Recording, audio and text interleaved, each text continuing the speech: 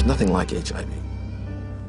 There's no disease, no infectious disease that essentially kills everyone who gets it. The fear factor's gone, and yet getting HIV infection is a problem for any individual. The fear should still remain because it's a virus that kills people. There is this sense of complacency that it's better, and it isn't better. And all these people, these 40+ million people living with the virus, they will die of AIDS. Over the past 3 decades, humanity has rallied together for the AIDS cause. People from all walks of life have united across all social and economic boundaries, joining hand in hand for one common purpose: to end AIDS. And I want you to say the name of the person you're walking for. I'm walking for Robert Johnson. I'm walking for Rock Hudson. I'm walking for everybody that isn't here to walk for themselves.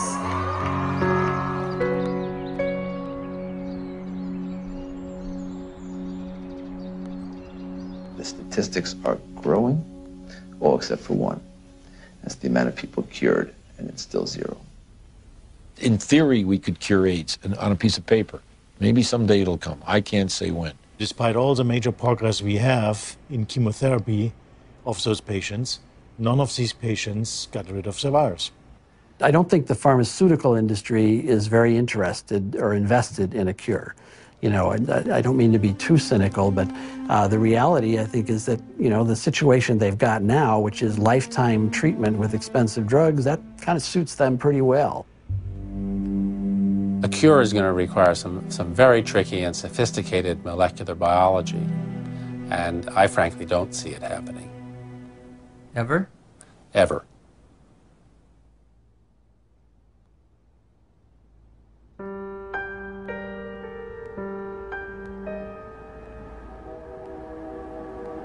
I was born in 1980, a year before AIDS exploded onto the public consciousness. I grew up beneath its shadow like a child raised under the threat of the mushroom cloud. You might say I am a member of the first HIV/AIDS generation.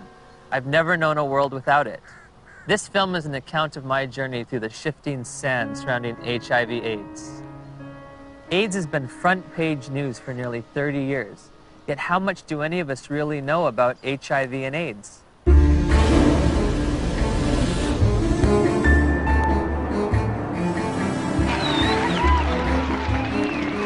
What is the difference between HIV and AIDS? I don't know exactly. HIV is wow. HIV 是它的病毒，那 AIDS 是那个病，所以两种是完全不一样的东西。It's the same AIDS thing. is the actual disease. It's the same I don't thing. know really. I don't know the difference. I know HIV is less deadly. Pour moi, il y en a pas forcément. Enfin, c'est vrai que j'établis pas de différence entre les deux. What would you say is the difference between HIV and AIDS? Yeah, it's not a big difference, is it? HIV/AIDS is just the starting point. HIV is a virus. The actual virus is AIDS. People around the globe were just as confused as I was. So I sought out the world's leading HIV/AIDS authorities, among whom were the discoverers of HIV, the key White House advisor on AIDS issues, and the executive director of UNAIDS' global response to the epidemic. Meeting with these distinguished experts, I candidly asked, what is the difference between HIV and AIDS? The difference between HIV and AIDS is a really critical concept, and unfortunately it's one that seems to escape a lot of people, or just they don't remember it after hearing it. HIV is a virus. AIDS is a syndrome caused by infection with the virus. So you don't get infected with AIDS, you get infected with HIV, and that causes AIDS. The biggest problem with the HIV theory of AIDS is HIV. There is a group of AIDS denialists that say that HIV does not exist and has never been isolated, which is as bizarre as it gets. We do not say that HIV doesn't exist. What we say is that the presently available data does not prove the existence of HIV. The reality is that HIV does exist and does cause AIDS. I mean, the evidence is incontrovertible. HIV causes AIDS. All right, that's a theory that's there. Let that theory be there. But let's have some other conversations. Let's have some other research. Let's have some other funding. Maybe something else is working here. No. Why nearly 3 decades since its discovery does there continue to be debate over HIV? Why is there no cure in sight? To answer these questions, I needed context. The past is prologue, so my journey begins with a step back in time.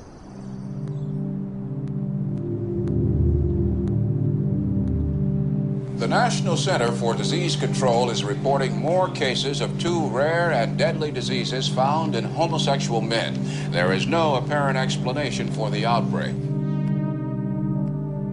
Obviously, this is an issue with great emotional fervor, but... How can we stay unemotional when people are dying every day from a disease the CDC has yet to name? For crying out loud. If the CDC won't name it, at least demand the press stop calling it GRID. Well, unfortunately, I have to take credit for coining the term GRID, which stood for gay-related immune deficiency. We were seeing a cluster of gay men who were suddenly critically ill of pneumocystis pneumonia, which was the indicator disease of something new, and reported our findings to the CDC. I was the chief of the STD division at the CDC at that time when the draft report of 5 cases of pneumocystis in gay men came across my desk for review. Shortly afterward, cases of a very rare cancer called Kaposi sarcoma were diagnosed in young gay men. My first reaction was, this is an extraordinarily important finding. The CDC was looking for something like that when it came along. They were looking for it already. They were hoping there was going to be a new plague because polio was over. The CDC's budget was getting decreased. This is back in like the early 80s. There was double-digit inflation, a very high unemployment, a rapid military buildup, and a threat to decrease all domestic programs. And this led to reductions in force in the public health service, particularly the CDC. The Center of Disease Control, CDC, in Atlanta was under threat for reduction and even theoretically for closure. There were memos around the CDC that says, we need to find a new plague. For them to justify their expenses and their existence and make their careers, they have to find infectious diseases. We need to find something that'll scare the American people so they won't give us more money. Once people recognized that this was likely caused by a virus, the media attention went from no news coverage to the most covered news story in history. People went from neglecting it to fear and panic. Maybe I can get it.